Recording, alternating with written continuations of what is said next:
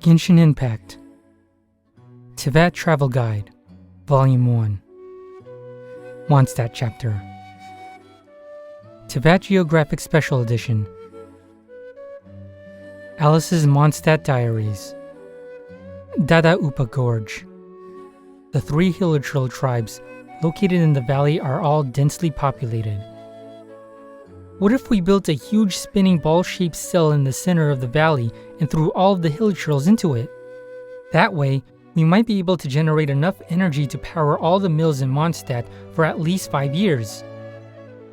If we took it one step further by grinding the Hilichurls that are too old or too weak into food and feeding them into the strong ones, we might just build ourselves a perpetual motion machine that can support a huge factory like in Snezhnaya.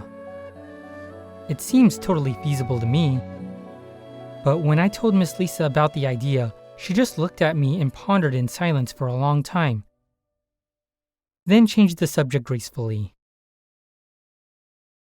Starsnatch Cliff. The animal archon is a bit too undisciplined for me. If I were a god, I would not have allowed my realm to look so unorganized and ragged. With enough bombs placed in proper positions, even huge cliffs like Starsnatch would crumble into dust in a second. With flatter terrain, Mondstadt would surely look much nicer. But that unctuous cavalry captain rejected my proposal instantly. He even asked me to stay away from Starsnatch Cliff. Windrise. At the center there is a huge oak tree. It is said that Vanessa ascended there. I searched around the tree for a long time, but did not find any launching device. I grabbed some Hilichurls nearby to put my theory to the test. Sadly, the longest flying distance was from here to the hunters' huts around Springvale. How disappointing. Falcon Coast. My unsuccessful experiment caused quite a stir in Springvale, so Miss Jean from the Knights of Avonius arranged someone to keep tabs on me. All I could do all day was wander around at Falcon Coast. This is such a boring place. Those stupid eagles hovering in the sky and puffed up animal slimes all bored me to death. The worst of all was I had nothing to do. On the other hand, the Outrider girl, who was sent to monitor me, had quite a lot of fun with the kids.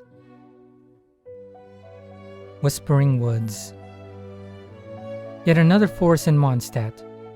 This outrider named Amber seemed to know her way around this place. The explosive toy she carried around caught my attention.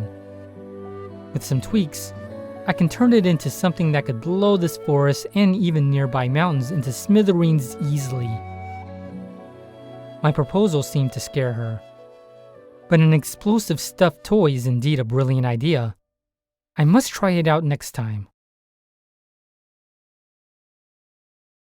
Brightcrown Canyon. I finally got rid of that stalker from the Knights of Avonius.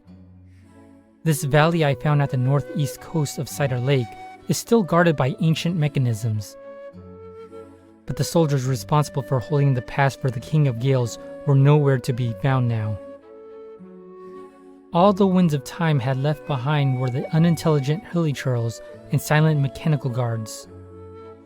My attempt to control ruin guards with Hilichurls failed as well. The guards split into pieces. And as for the fate of the Hilichurls strapped onto it, I will spare you the gory details. Half of the ruins were also destroyed in the process. Stormterror's Lair. Brightcrown Canyon leads to this huge ruin of an ancient city, which was built by the cruel King of Gales, Tekarabian. The city was built in a ring shape. It seems that every resident of the city had been arranged their own spot between the inner and outer rings. Right in the center of the city was a tall tower where the King of Gales resided. The ruins of the domain of this cruel king, who once tried to control his people's lives, are now utterly deserted. I blew up a few arcades so people can climb up the tower more easily. Looks quite good to me. The ruin feels more ancient now.